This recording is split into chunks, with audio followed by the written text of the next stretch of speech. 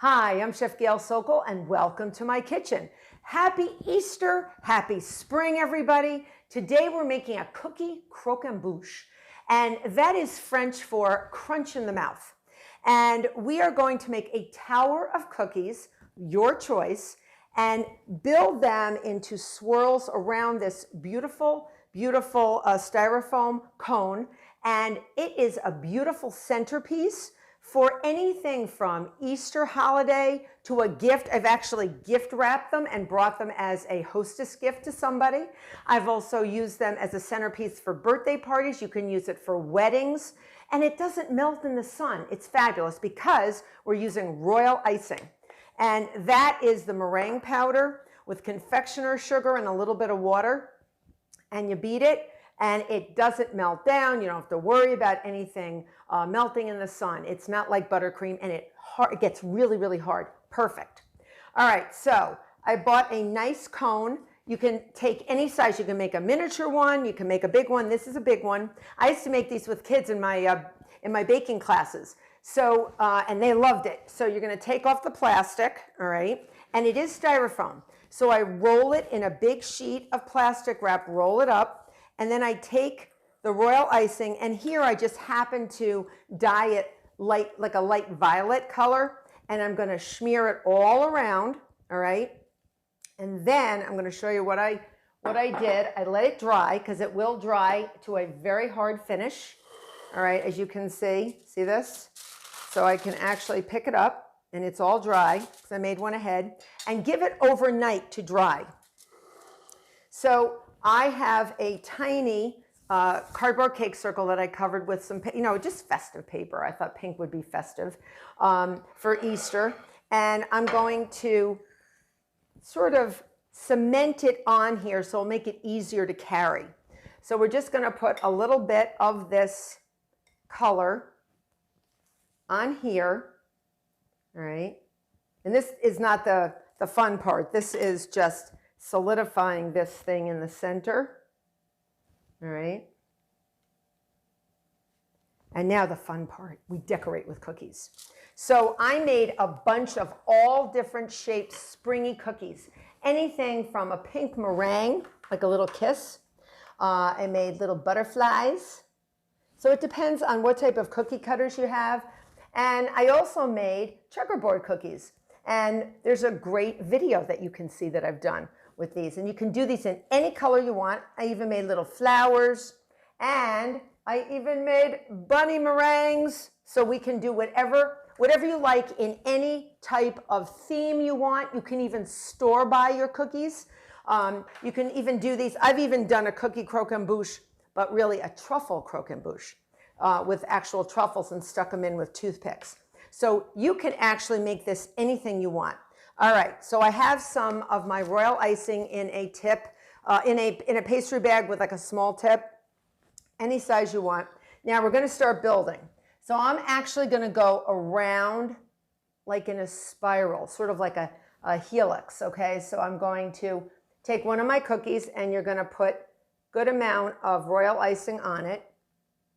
And then I'm actually just going to lean it over and gently push. You don't want to push too high. These are too hard. These are shortbreads, so you do want to make sure that you can adhere them on without breaking them. All right, and then I'm going to go up in a spiral. So I'm just going to go up like that. And if any cookie doesn't fit, what you can do is sort of break it in a piece, or I also have festive jelly beans to sort of take up the slack, all right? So I'm just gonna go high. I'm just gonna keep going. And then when you're done getting to the top, we're gonna start with another cookie.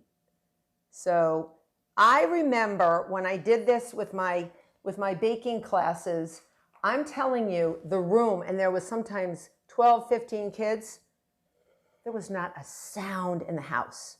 They were literally concentrating on these beautiful cookie croquembouches. They were having so much fun. We had baked cookies the day before and let everything cool down overnight. You see how I'm doing that? And you can take any size cookies, any shape cookies. I like to take the same type. That's just me. and sort of build them up. And you can spend a lot of time doing this. Please involve your kids because it's a fabulous thing to do with kids, grandkids, nieces and nephews. Anybody would love this. And remember, these are going to dry pretty hard. So you're going to want to put them where you want them now, because in a little while, they're not going anywhere. They're not going anywhere. And the best way to actually eat your cookie from your croquembouche is to take a little knife and sort of nudge, like a little butter knife, and nudge the cookie off. And that's what I do. I remember coming to someone's house who I had never been to her house before, and I made this. I made all different types of cookies, and I made this for her. She invited me for dinner for the first time, and she was like, I wrapped it in cellophane with a big bow on top. She was so taken aback by it and so amazed by it. She was like almost in tears. She was like, oh my gosh, where'd you get that? I said, I made it. She didn't believe me. She didn't believe me. So you just keep going. Now, as you get closer to the top, you may want to go into smaller cookies. And I have those too. So always think small when you do a cookie croquembouche. You don't want massive, massive cookies. You want sort of smaller, the better actually. But you will be spending a little time doing this. See how pretty? Look how pretty. Look at the pretty, pretty, pretty. So now I have one that's just got 4 squares. I'm going to do that one on the top.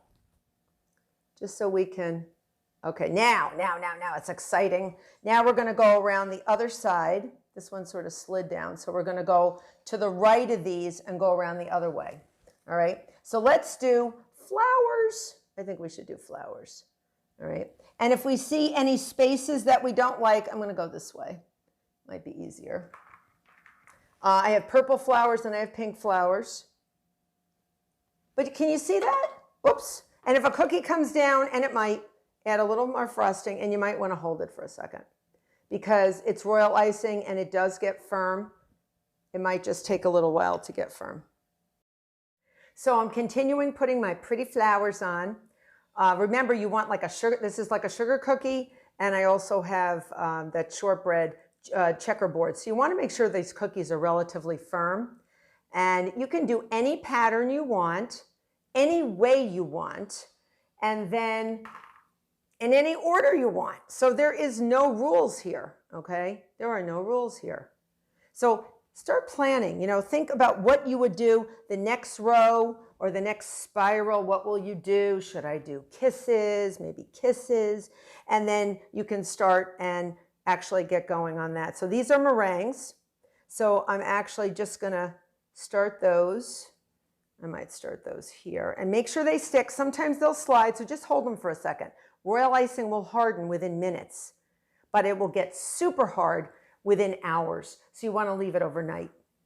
All right. So I'm going to continue with my cookies. Look at my cookie croquembouche. I filled in all the cookies in sort of a spiral pattern and sort of a little bit helter-skelter too, but that's the fun of it. You can even cut some cookies in half if they don't fit perfectly with a small sharp knife. Just going to fill in one little hole right there with a jelly bean. All right, so you just fill in the holes if you would like with different colored jelly beans that go with your theme. So I have purple and pink and yellow and white.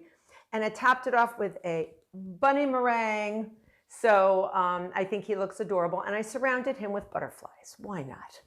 Right now, bunnies love butterflies, and butterflies probably are afraid of bunnies, but that's another story.